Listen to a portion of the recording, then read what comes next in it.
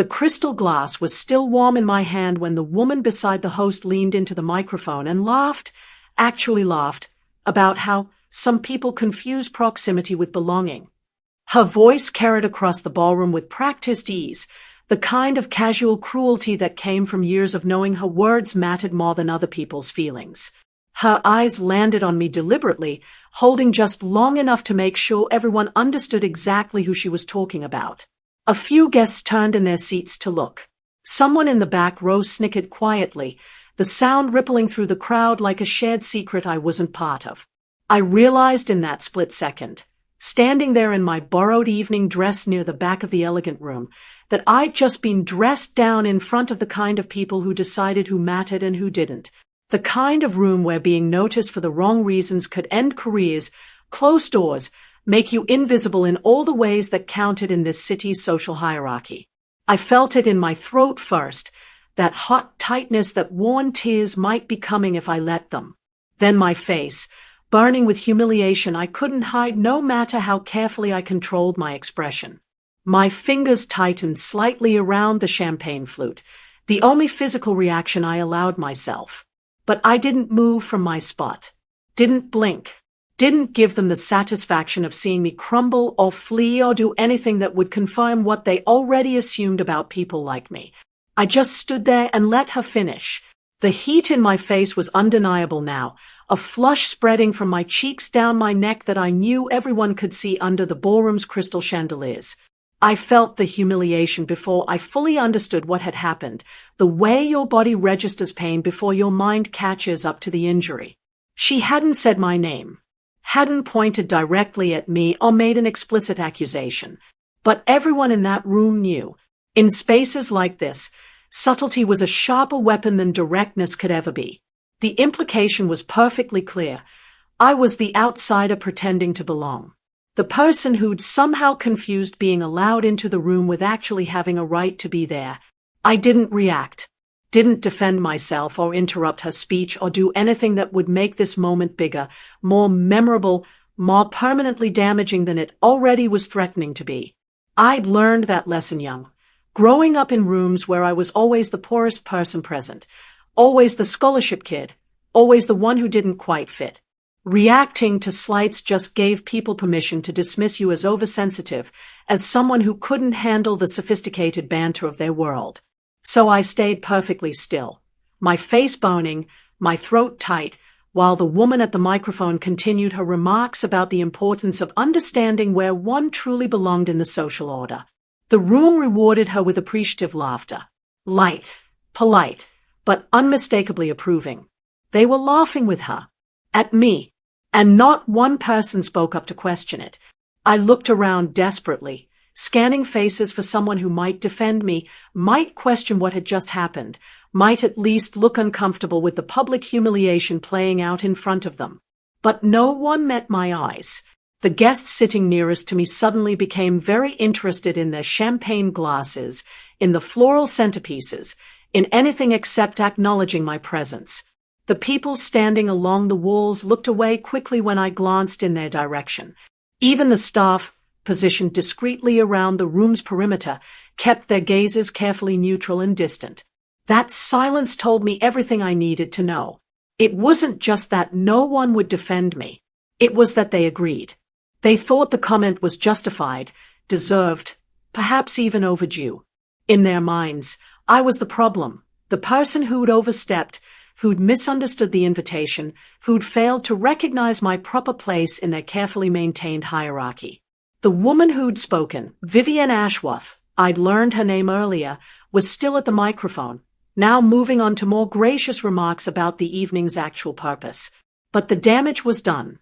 Everyone in this room would remember, would associate me with that moment, would categorize me as someone who needed to be reminded of boundaries, of appropriate behavior, of knowing one's place.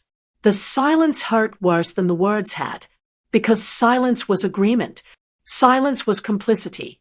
Silence was every person in this room choosing Vivienne's narrative over any possibility that I might actually belong here. This is the story of how I was dressed down in front of high society, how I accepted a toast and revealed a name that ruined the party's favorite headline. I need you to understand that title. Need you to feel the weight of what was about to happen. Because what unfolded in that ballroom wasn't just about social humiliation or personal vindication. It was about power, who held it, who wielded it, and how easily it could shift when the right truth emerged at the right moment. The title is also a promise that the woman who just humiliated me would not walk away from this evening with her reputation intact. A promise that the careful narrative everyone in this room was depending on would crumble before the night ended. A promise that sometimes the quietest person in the room is the one holding all the cards, even when no one knows she's playing. So when I tell you I was dressed down in front of high society, understand how complete that humiliation felt. How public, how deliberate, how certain everyone was that I deserved it. And when I tell you I revealed a name that ruined the party's favorite headline, understand that I didn't do it with anger or revenge in my voice. I did it with the calm precision that comes from knowing exactly what you're about to destroy and why it needs destroying. The room didn't shut down because I shouted or caused a scene. It shut down because truth, delivered at the perfect moment, can be more devastating than any amount of noise. This is that moment. And it starts with me finally telling you who I actually am. My name is Edith Calloway, and I wasn't supposed to speak that night. I wasn't supposed to matter. I was supposed to smile politely if anyone bothered to acknowledge me, disappear into the background where people like me belonged, and be grateful I'd been invited at all to such an important event. I'm 34 years old. I work as a consultant for crisis management and reputation repair, which is a polite way of saying I clean up other people's messes before they become public scandals. My job is to be invisible, efficient, and utterly discreet. I research problematic business partners before deals close. I verify the backgrounds of potential board members. I quietly arrange settlements that keep embarrassing stories out of the press. I do the unglamorous work that keeps wealthy people's lives running smoothly and their reputations spotless. The kind of work no one wants their name attached to because acknowledging it means admitting you need help maintaining appearances. I'm good at what I do. Good enough that I'd been personally requested for this particular project 3 months ago, though the person who'd requested me had never bothered to learn my actual name. To them, I was just the consultant or the researcher or occasionally that woman who handles things. I lived in a small apartment across town from this glittering hotel ballroom. I wore suits from department stores, not designer boutiques. I didn't summer in the Hamptons or winter in Aspen or do any of the things that marked someone as part of this world. And until tonight, I'd been perfectly content with that invisibility. It kept me employed. It kept me safe. But standing here with my face burning from public humiliation, I was done being invisible. Done accepting that my work only mattered when it was convenient for people who would never respect me. Tonight, finally, I would make them see me. And they would regret it. The reason I'd been invited to this event had all traced back to work I'd done 3 months earlier. The Ashworth Foundation, Vivienne's family's charitable organization, had been planning a major expansion. New offices in 3 cities, a partnership with an international development organization, and most importantly, a massive fundraising gala that would cement their reputation as serious philanthropists rather than just wealthy socialites playing at charity. But there had been a problem. The international partner they'd chosen, an organization called Global Reach Initiative, had looked perfect on paper. Impressive credentials, glowing press coverage, celebrity endorsements. Everything the Ashworths needed to elevate their foundation's profile. Except I'd been hired to do deeper research, the kind that goes beyond press releases and official websites. And I'd found things. Financial irregularities in Global Reach's African operations. Complaints from local communities about projects that never materialized. Questions about where donated money actually went.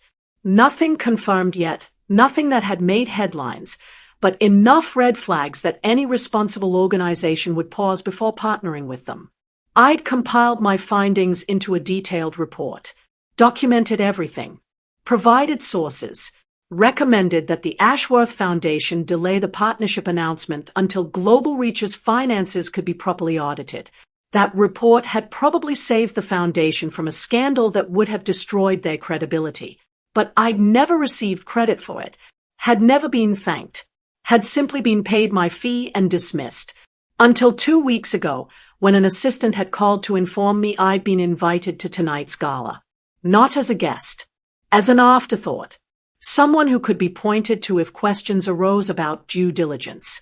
The woman with the microphone, Vivienne Ashworth, was 52 years old and had spent her entire life being the most important person in every room she entered. Old money, prestigious family name, the kind of social connections that opened any door in the city. She sat on a dozen charity boards, hosted fundraisers that raised millions, and was regularly featured in society pages wearing gowns that cost more than most people's annual salaries. Her reputation was built on being untouchable, not just wealthy, but tasteful, not just powerful, but gracious, the kind of woman who could destroy someone with a smile, who never had to raise her voice because everyone already knew to listen when she spoke. She needed to be seen as untouchable because her entire identity depended on it. In a world where money was common among her peers, reputation was the real currency, and Vivienne had carefully cultivated hers for decades. She was the woman who made things happen, who connected the right people, who turned worthy causes into fashionable movements. Tonight's gala was supposed to be her crowning achievement, the official announcement of the Ashworth Foundation's partnership with Global Reach Initiative. Press coverage was already arranged. Major donors were in attendance. The speech she prepared would position her as a global humanitarian, not just a local socialite. My presence at this event was purely ornamental, a box to check. Someone who could verify, if asked, that proper research had been done before the partnership was announced. But I wasn't supposed to speak. Wasn't supposed to be noticed. And I certainly wasn't supposed to know what I knew about the name Vivienne was about to announce with such fanfare. Vivienne had benefited enormously from my work without ever learning my name. My report about Global Reach Initiative had allowed the Ashworth Foundation to quietly distance themselves from what would have been a disastrous partnership. But that's not what had happened. Instead of following my recommendation to delay an audit, they'd done something else. Something I'd only discovered 2 days ago when a journalist friend mentioned a curious detail in his research about Global Reach. The Ashworth Foundation hadn't abandoned the partnership. They'd just changed it. Instead of the public, high-profile collaboration I'd been hired to investigate, they'd created a smaller, quieter arrangement. A pilot program that would let them claim association with Global Reach's brand and celebrity connections without taking on the financial and reputational risks of a full partnership. It was clever. If Global Reach's problems eventually became public, the Ashworths could claim they'd only been involved in a limited capacity, that they'd been conducting due diligence through this small pilot before committing to anything larger. But if Global Reach remained scandal-free, they could later expand the partnership and claim they'd been early supporters all along. My research had been used not to avoid a bad partner, but to find a safer way to exploit that partner's reputation while minimizing risk. And tonight's announcement wasn't going to be about the pilot program. Tonight, Vivienne was going to announce a full partnership. She'd decided the risk was worth the reward, that the concerns I'd documented could be managed, that her reputation was strong enough to withstand any potential fallout. She'd been wrong about that last part. The headline everyone wanted, the one that tonight's entire event was built around, was simple and powerful. Ashworth Foundation partners with Global Reach Initiative to transform international development. The press release had already been written. Photographers were positioned strategically around the ballroom. Society reporters sat in the front rows, ready to capture quotes for their morning columns. This announcement would run in tomorrow's papers with photos of Vivienne at the microphone, elegant and philanthropic, expanding her family's charitable legacy into the international sphere. It would cement her reputation as a serious humanitarian. It would attract major donors to the foundation. It would open doors to even bigger opportunities, more prestigious boards, more influential circles. Everything Vivienne had worked toward for the past 3 years depended on this announcement going smoothly, on the partnership being celebrated rather than questioned. on her judgment being praised rather than scrutinized. The entire evening had been choreographed to support this single moment. The guest list had been carefully curated, people who would amplify the announcement positively, who had their own reasons to make the Ashworth Foundation look good, who would never ask uncomfortable questions about due diligence or financial irregularities. The timing had been calculated precisely. Late enough that people had finished dinner and were relaxed from wine. Early enough that no one would leave before the announcement. Dramatic enough to feel significant without being so grand that it invited excessive scrutiny. And I'd been invited as window dressing, as evidence that proper research had been done, if anyone bothered to ask. As someone who could be pointed to but never listened to. They'd made one critical mistake. They'd assumed I would stay quiet. I'd noticed it early in the evening, too early for it to be an accident. The name that was missing from every conversation, every printed program, every carefully prepared speech. Global Reach Initiative's founder and executive director, a man named Marcus Brennan, wasn't mentioned anywhere. Not in the glossy programs handed out at the entrance. Not in Vivienne's earlier remarks thanking various partners and supporters. Not in the promotional materials displayed around the ballroom. It was strange. When organizations announced partnerships, they celebrated the leaders. They put faces and names to the collaboration. They created personal connections that donors could relate to. But Marcus Brennan's name was conspicuously absent. Just Global Reach Initiative over and over, as if the organization ran itself. I knew why. Marcus Brennan was the problem I'd identified in my report.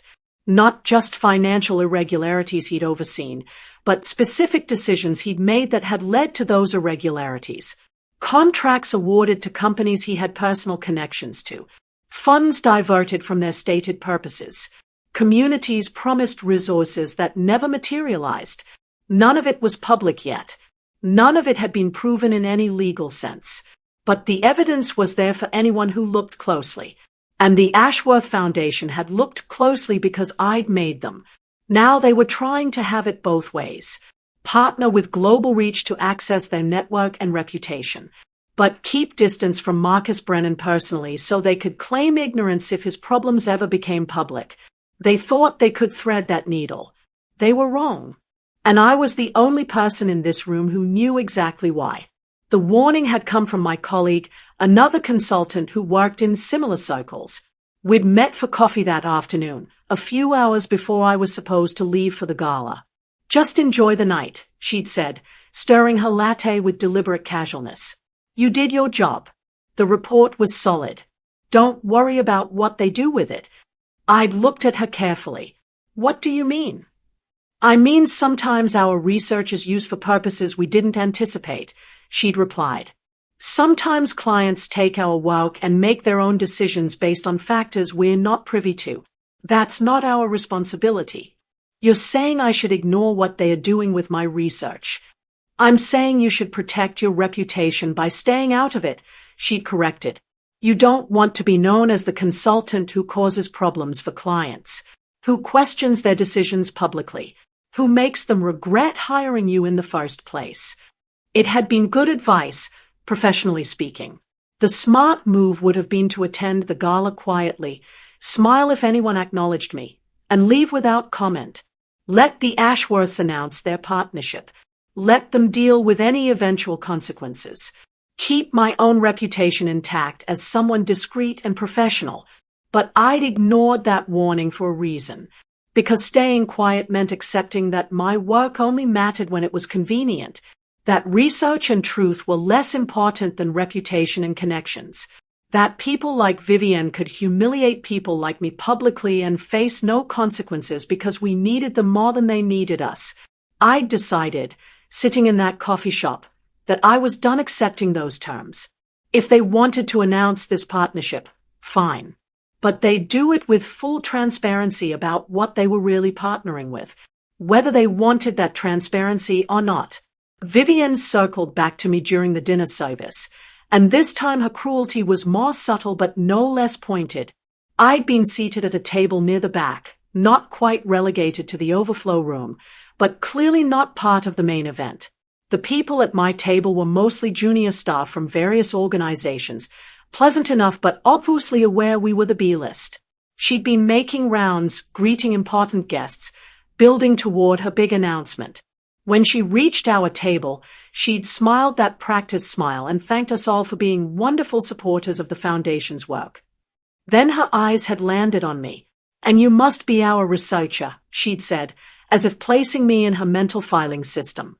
"I'm so glad you could join us tonight. It's important to recognize all the various contributions that make our work possible. Various contributions. Not vital work. Not essential research. Just one of many small parts in the grand machinery of the Foundation's success. Thank you for the invitation," I'd replied neutrally. "It's a beautiful event." "Well, we do try," she'd said with false modesty. Then, leaning in slightly as if sharing a confidence, she'd added, "Though I must admit, sometimes at these events I forget who everyone is and how they are connected. So many people want to be part of what we're doing. It can be hard to distinguish between actual partners and those who simply wish to be associated with success." She delivered it like a joke, like she was being self-deprecating about the challenges of hosting large events. But everyone at the table had understood the real message. I was someone who wanted to be associated with their success without actually being part of it. Someone pretending at importance. And 30 minutes later, she'd made the same point publicly into a microphone. Except this time, I was ready. The courtesy toast came after Vivienne's public slight, but before her planned announcement. The host, a man named Thomas Ashworth, who was Vivienne's brother and the Foundation's board chair, had taken the microphone to recognize the many people who make our work possible. He'd thanked major donors by name, drawing applause for each one. He'd acknowledged board members, staff leaders, longtime volunteers. And then, almost as an afterthought, he gestured vaguely in my direction. "We'd also like to recognize the various consultants and researchers who provide valuable support behind the scenes. Your work, though often unseen, is appreciated." He'd raised his glass in a general toast, not quite looking at me, not quite including me, but technically acknowledging my existence. It was meant to be conciliatory, a way to soften Vivienne's earlier comment by showing that, yes, people like me were valued, just in our proper place. Behind the scenes. Unseen. Appreciated in abstract rather than specific terms. "Would you like to say a few words?" Thomas had added, offering me the microphone with the casual confidence of someone who knew I'd decline, who knew that people in my position didn't accept such offers, who knew that the smart, professional, career-preserving response was to smile, nod graciously, and let the moment pass. The room had gone quiet, waiting, expecting me to wave off the offer politely, to prove that I understood the boundaries, to confirm that I knew my place in this hierarchy. I'd stood up, slowly, deliberately, feeling every eye in the ballroom turned toward me, and I'd walked to the front of the room to accept that microphone. Standing up had felt like the longest walk of my life, even though the distance was maybe 30 feet. I felt every eye on me, felt the curiosity, the judgment, the assumption that I was about to embarrass myself by accepting this token gesture and actually trying to make it meaningful. I took my time, didn't rush to the microphone like I was eager for attention, didn't hesitate like I was uncertain, just walked at a normal, measured pace while the room watched and wondered what I was going to do. Thomas's smile had become slightly strained as he realized I was actually coming forward. He'd extended the microphone toward me, probably expecting I'd say a quick thank you and hand it back. But I'd accepted it firmly, positioning myself at the center of the small raised platform where he'd been standing. I could see the entire ballroom from here. Every table, every face, every person who'd watched Vivienne mock me and said nothing. The room was completely silent now. The kind of anticipatory silence that comes when people aren't sure what's happening but sense it might be significant. I'd dressed carefully for this evening, even knowing I'd be relegated to the background. A simple black dress, nothing expensive but well-fitted. Minimal jewelry. Professional but not trying too hard. Now I was glad for that choice. I looked composed, controlled, like someone who belonged at a microphone making announcements to a room full of influential people. Even if I didn't feel that way internally, I could project it.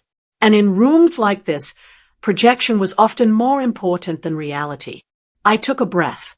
Let the silence extend just a moment longer. And then I spoke. The glass was still in my left hand, the champagne barely touched, crystal stem catching the light from the chandeliers overhead. Such a small detail, but it steadied me, gave me something concrete to focus on while my heart pounded and my mind raced through what I was about to do and couldn't take back. I'd noticed during Vivienne's speech that she'd used her champagne glass as a prop, had gestured with it for emphasis, had raised it at key moments to punctuate her points, had used it to create the impression of casual elegance, of someone so comfortable with public speaking that she could manage both a microphone and champagne simultaneously. I could do the same. Not to imitate her, but to match her, to show that I belonged in this space as much as she did, even if my dress cost a fraction of hers and my invitation had been an afterthought. Thank you for the recognition, I began, my voice steady even though my hands wanted to shake. And thank you to the Ashworth Foundation for inviting me this evening. It's been educational to see how the work I did 3 months ago has been interpreted and applied. A small murmur rippled through the room. That wasn't a standard gratitude speech. That sounded like something else. Something less predictable. I'd seen Thomas tense beside me, suddenly alert. Had seen Vivienne straighten in her seat near the front, her smile becoming fixed.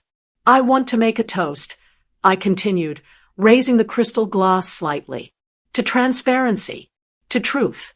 To the importance of actually acting on research rather than just using it for appearances. Another murmur, louder this time. People were starting to understand that this wasn't going according to script. The glass caught the light again as I held it up. Steady. Solid. A physical anchor while I prepared to say the name that would change everything. I let the room quiet itself, didn't rush to fill the silence with nervous chatter or hasty explanations. Just stood there, glass raised, waiting for every conversation to stop and every eye to focus forward. It took maybe 15 seconds, but it felt longer. I could see people shifting in their seats, leaning toward companions to whisper questions, pulling out phones to check if they were missing something. In the front row, Vivienne was perfectly still, her expression frozen in that practiced smile but her eyes sharp with calculation. She was trying to figure out what I was doing, how much damage I could cause, whether she needed to intervene. Thomas was less subtle. He'd moved slightly closer to me, ready to take back the microphone if necessary. Ready to laugh off whatever I was about to say as a misunderstanding or an awkward attempt at humor. But he couldn't take the microphone back without making a scene. Couldn't dismiss me publicly after making a show of recognizing my contribution. He was trapped by his own gesture of false courtesy, and he knew it. The photographers had turned their cameras toward me. The society reporters had their pens ready. Everyone who'd been prepared to capture Vivienne's triumphant announcement was now focused on this unexpected moment instead. This was it. The perfect setup. The ideal conditions for truth to do maximum damage. I let the silence extend one more second. 2, 3. And then I spoke, my voice clear and calm and completely unhurried. I'd like to dedicate this toast to Marcus Brennan. I said it clearly. Just the name. No explanation. No context. No accusation or elaboration. Just Marcus Brennan. And I raised my glass like I was honoring someone worthy of recognition. The room's temperature seemed to drop 10 degrees in the span of a single breath. The name hung in the air like smoke, visible and toxic. I watched reactions ripple outward from the front tables like a stone thrown into still water. First confusion. Who was Marcus Brennan? Why was this unknown consultant using her unexpected moment with the microphone to toast someone most of the room had never heard of? Then recognition among those who'd been briefed on tonight's announcement. Marcus Brennan was Global Reach Initiative's founder, the person whose name had been carefully omitted from every speech and printed program, the person the Ashworth Foundation was trying to partner with while maintaining strategic distance from. Then calculation. If this woman was toasting Marcus Brennan publicly, what did that mean? Was he here? Was this some surprise element of the announcement? Or was something else happening? I let them process. Didn't rush to explain or justify or fill the silence with nervous backtracking. Just stood there with my glass raised, the picture of someone making a perfectly normal toast to someone she thought deserved recognition.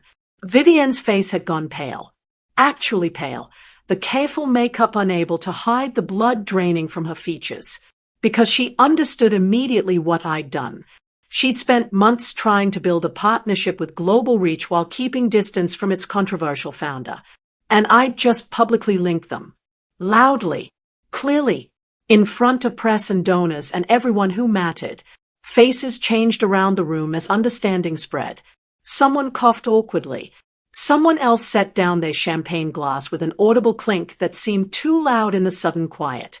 A man in the third row sat down fast, like he'd suddenly remembered he didn't want to be standing for this moment.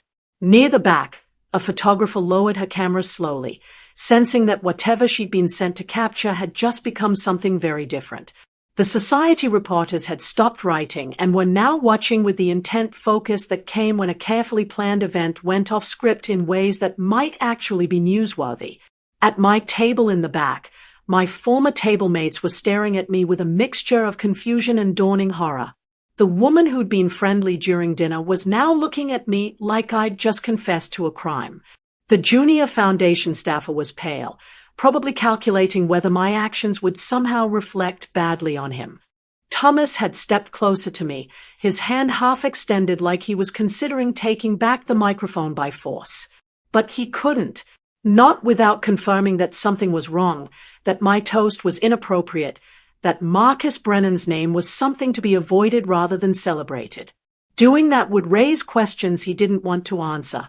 So he just stood there, frozen between the urge to stop me and the recognition that stopping me would make everything worse.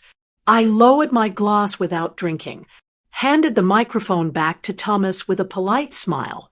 "Thank you for the opportunity to speak," I said calmly, like I'd just delivered a standard gratitude speech instead of detonating a carefully constructed narrative. And I walked back to my seat while the room tried to figure out what had just happened. For the first time all evening, Vivienne's smile cracked. It was subtle, a tiny fracture in the perfect facade she'd maintained throughout the event. But I saw it. So the moment when she realized this evening wasn't going to go according to plan. That the announcement she'd choreographed so carefully was now compromised. That the name I'd spoken aloud couldn't be unspoken. She stood up from her seat in the front row, graceful even in crisis, and moved toward Thomas with the kind of purposeful calm that suggested she was about to take control of the situation. But uncertainty flickered in her eyes, because she didn't know how much I knew. Didn't know if my toast was accidental, some misguided attempt to honor Global Reach's founder without understanding why his name had been omitted, or if it was deliberate, strategic, a calculated move by someone who knew exactly what damage that name could do. I watched her trying to decide, saw her exchange a quick glance with Thomas, a silent communication between siblings who'd worked together long enough to read each other's signals. He gave a tiny shake of his head. "Not here. Not now. Don't make it bigger by confronting her publicly." But Vivienne had built her reputation on being the one in control, on managing situations before they spiraled, on never letting anyone see her rattled. She took the microphone from Thomas with a practiced smile that almost hid the tension in her shoulders. "Well," she said with forced lightness, "that was unexpected. Though I suppose we should welcome all expressions of enthusiasm for our partner's work." She was trying to reframe it, to make my toast seem like naive support rather than strategic sabotage, to regain control of the narrative before it slipped completely away from her. But her smile was still cracked, and everyone in the room could see it. Thomas tried to interrupt, to move things forward, to salvage the evening's carefully planned schedule. "Thank you, Edith," he said, taking back the microphone and trying to inject warmth into his voice. "And now, if we could direct everyone's attention to the screens, we have a brief video about the Ashworth Foundation's exciting new partnership. Actually, Vivienne cut him off, her voice sharp despite her smile. I think we should address the toast that was just made. Since Marcus Brennan's name was mentioned, we should provide context for our guests who might not be familiar with Global Reach Initiative's leadership structure. Thomas looked at her like she'd lost her mind. Because the strategy had been to ignore me, to treat my toast as a meaningless interruption and move smoothly into the planned announcement. But Vivienne couldn't let it sit. Couldn't let that name hang in the air without her controlling how it was understood. Marcus Brennan is indeed the founder of Global Reach, she said to the room. A passionate advocate for international development, the Ashworth Foundation has tremendous respect for the organization he's built. She was trying to normalize the name, to make it seem like there was nothing strange about it having been omitted earlier, to suggest that my toast was perfectly appropriate and she was simply expanding on it. But it was too late. By addressing it at all, she'd confirmed that the name mattered, that there was something to explain, that my seemingly simple toast had disrupted something important enough to require her direct intervention, and people were starting to pull out their phones. Not obviously, not all at once, but I could see it happening around the room. Quick glances at screens, subtle typing, the telltale glow of searches being conducted under tables. Marcus Brennan's name was being Googled, right now, by everyone who'd heard it and didn't understand why it had created such a reaction. The quiet exodus began within minutes, though it wasn't physical yet. Just attention leaving the room even as bodies remained in their seats. Phones came out more openly now, the pretense of full engagement abandoned as people searched for information, sent texts, checked news sites for anything about Marcus Brennan or Global Reach Initiative that might explain what they'd just witnessed. Conversations stopped mid-sentence as people received replies to hastily sent messages. Confused looks, whispered questions. The energy in the room had fundamentally changed. Vivienne was still talking, trying to regain control by moving into her planned remarks about the partnership. But people were distracted now. Fractured. No longer a unified audience hanging on her words, but individuals pursuing their own understanding of what was happening. I watched it spread like a wave. The front tables first, where people had the best connections and the fastest access to information. Then backward through the room as word passed between tables. Marcus Brennan's name, Global Reach Initiative, financial irregularities, complaints from communities, questions about fund management. None of it confirmed, none of it proven, but enough smoke to make people wonder about fire, especially now that someone had publicly connected that name to the Ashworth Foundation's planned announcement. A man in the second row stood up abruptly and walked toward the exit, phone pressed to his ear. A woman followed moments later, not even bothering with the pretense of a phone call. Just leaving. And others noticed that the people with the best instincts for social survival were quietly removing themselves from this event before something worse happened. Before they were photographed at a party celebrating a partnership that might turn toxic. The truth was surfacing in real time, and I could track its progress by watching faces change as people read their phone screens. Marcus Brennan's problems weren't secret, exactly. They just hadn't been widely reported yet. A few investigative pieces in international development journals, some complaints filed with regulatory bodies, questions raised by former employees and local community leaders. Nothing that had broken through to mainstream media. Nothing that had reached the social circles gathered in this ballroom. Until now. Because when 200 influential people all Google the same names simultaneously, patterns emerge.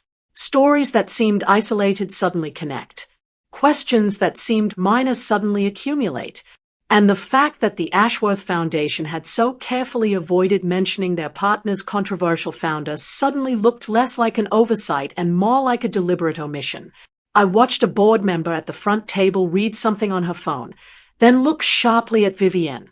Watched that board member lean over to whisper urgently to the person beside her. Watched understanding spread like infection. The reason Marcus Brennan's name couldn't survive daylight was simple. His organization was built on a foundation of questionable practices that looked fine from a distance but fell apart under scrutiny. And the Ashworth Foundation had done that scrutiny, had hired me to do it, and then decided to proceed anyway while hiding the results. That decision made sense as long as the problems stayed buried. But I just exposed them to light. And in a room full of people whose reputations depended on association with the right causes and distance from the wrong ones, that exposure was devastating. Vivienne had stopped talking, just stopped mid-sentence, finally recognizing that she'd lost the room. That nothing she said would matter now that people had access to information she'd tried to control. The headline died right there in that ballroom, though the official announcement wouldn't be cancelled until morning.